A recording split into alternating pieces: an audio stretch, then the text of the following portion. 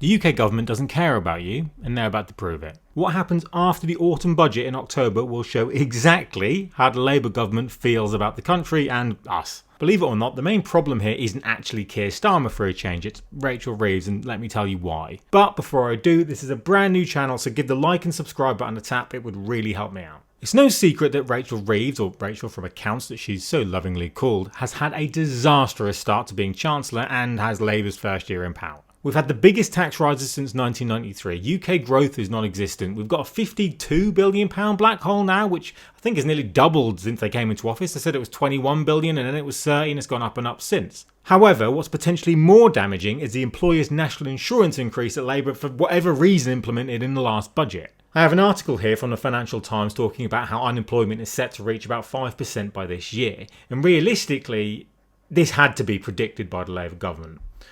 As you can see here, that joblessness in the UK will soon hit the highest level since the beginning of 2021. So that was during the pandemic, keep in mind. So we're about to hit the highest level of unemployment since COVID, which is crazy. Considering we're not in a pandemic right now, we're just typical day-to-day operations, business as usual.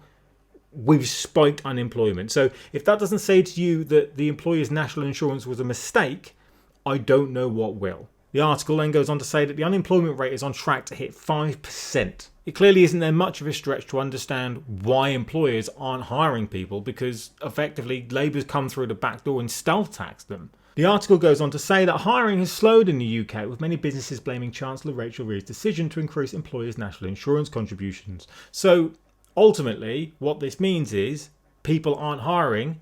Companies aren't hiring because they don't have the money. People are getting laid off. People aren't hiring. They're putting jobs into the future, hoping that the economy will recover, and it won't. The economy just won't recover under Labour. The Bank of England has been struggling to balance the weakening jobs market against stubbornly high inflation. And that's really important because the Bank of England cut interest rates in their most recent meeting from 4.25% to 4%. And that was odd because the Bank of England historically very, very stubborn to slash interest rates when the inflation target isn't at where it wants to be. So the inflation target for the UK right now, I think, is 2%. And I think when they cut the interest rates, it was probably around 2.8 to 3%. So it's considerably higher where it should have been. But the Bank of England cut those rates anyway. And now, in August, what have we seen? Massive inflation hike. And then just to summarise this article very quickly, unemployment last peaked at 5.3% in late 2020 as the pandemic lockdowns clobbered the economy, right? So it was at 5.3%. We're about to hit 5% unemployment rate without a pandemic. If that isn't setting alarm bells off for economists, the Bank of England, the government, I don't know what would. It then goes on to say, while our analysis confirms that official measures of unemployment are accurate, it worryingly indicates that economic inactivity has been on upward trajectory, which, yeah, obviously, we all knew that was going to happen. If you raise employers' national insurance, they don't have the money to hire. You've effectively made an employment tax. That's what you've done. Entrepreneurs in this country, business owners, are already on their knees getting taxed out of the arse. And now Rachel Reeves has come along and done this. Now at this point you'd rightfully be asking, why am I grilling Rachel Reeves? These are issues we've known for ages. We know she's not very good at her job. Why are you highlighting some of her most well-known failures? Well, that's because they're just that, well-known failures. And if the general public, myself and you and everyone we meet in the street and down the pub and at work, understands how poor the economy is running right now, I think it would be incredibly ridiculous to consider that government aren't aware, especially Keir Starmer isn't aware, of how poorly the government and the economy in general is being run right now. He knows Rachel Reeves is doing an awful job. And that's why I think they're backing themselves into this corner come the autumn budget in October, where no matter what decision they make now, it's going to be bad for them. It's going to be the wrong one. And I'll explain why in a bit. Keir Starmer might be the face of the government, but Rachel Reeves has her hands on the cash. And if the public can see what's going on, you can bet your bottom dollar that Keir Starmer also understands that things are in dire straits. Her failures are massively obvious. Higher tax, fewer jobs, and a weaker economy. Which leads me on to the main question of the video.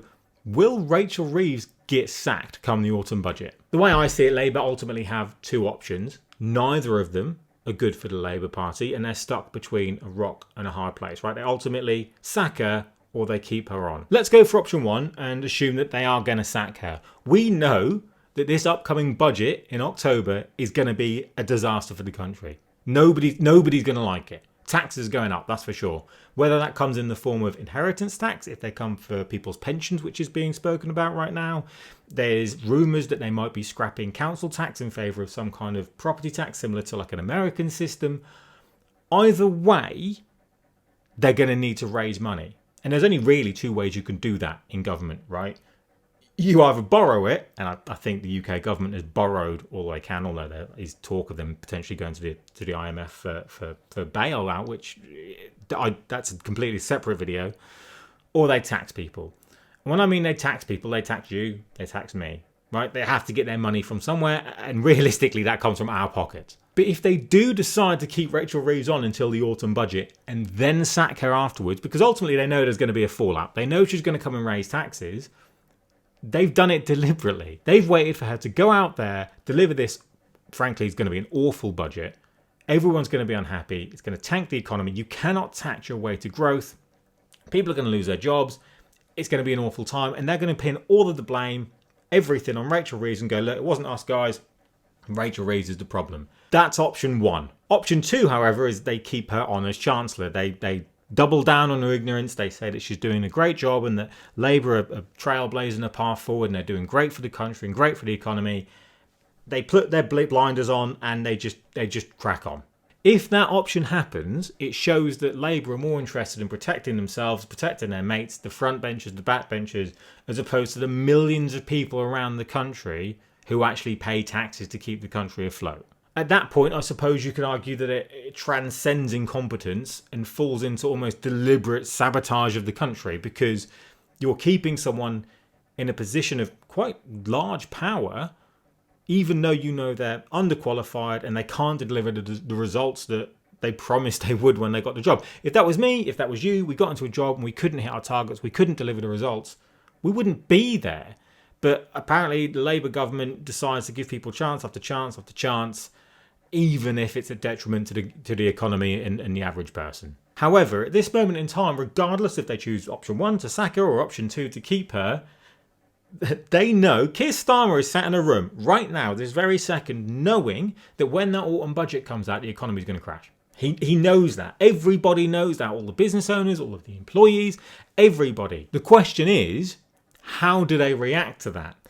Do they sack the person who they feel is somewhat responsible for crashing the economy, although I think the Labour Party has a big part to play in that anyway.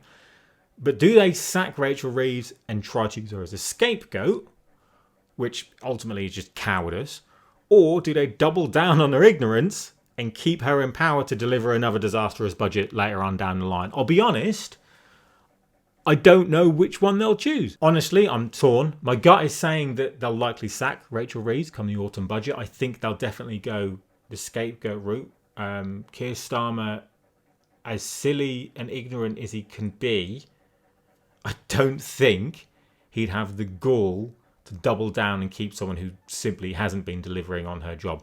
I think he probably knows that his job is under threat, and if he can deflect and direct away from that, even for a short time, I think he'll definitely take that option. But knowing the Labour government, there's still a little bit of me, there's still a little tiny bit of me that think that they might choose option two and keep her. And I say that for a very particular reason. The Labour government have this horrific track record of being just tone deaf. Wherever they go, it's tone deaf. You've got people shouting at them, like the MPs and the Prime Minister in the street, saying what an awful job they're doing. You've got people rioting. You've got people taking them to court. You've got planned protests happening on this is August now, so planned protests happening on September 13th. These actions don't happen under a good government. They don't. You don't get people protesting on this level under an okay, decent government. So because they're so tone deaf and they're so prone to doing U-turns, and Keir Starmer has shown time and time again that he's incredibly stubborn, I think there's a chance that they might genuinely keep her on. I'm 80% they're going to sack her, but there's still that, because of how Labour have been lately, I say lately, for the past year since they've been in power, I think I think there's a small chance that she might stay on, just out of ignorance, to be truthful. So look, watch what happens in October, because the option they choose here will determine and show you once and for all whether they recognise a mistake and attempt to fix it, which at least is a step in the right direction by sacking Rachel Reeves off, even if it's effectively a symbolic sacking, right? She should have been sacked a long time ago with a lot of the front benchers, to be honest. But at least it would show that they do recognise that failure. The alternative is they recognise that she's not hit targets, they recognise that she's failing in her position, but choose to keep her on anyway. So they have to make a decision. They either show that they knew the economy was going to fail and they needed a scapegoat, or they still knew the economy was going to fail and they don't care what you think. They're going to keep the person who wrecked the economy in power. So that's where we are right now. So it'll be interesting to see what happens come the autumn budget. So thank you very much for watching. This was the first video on the channel. We'll be doing a lot more of these. I do some meme sort of comedy skits over on my TikTok. If you're interested in that, go ahead. I'll also be posting them on shorts here. So if that's what you're interested in, make sure to subscribe. But thank you very much for watching, and I'll catch you in the next one.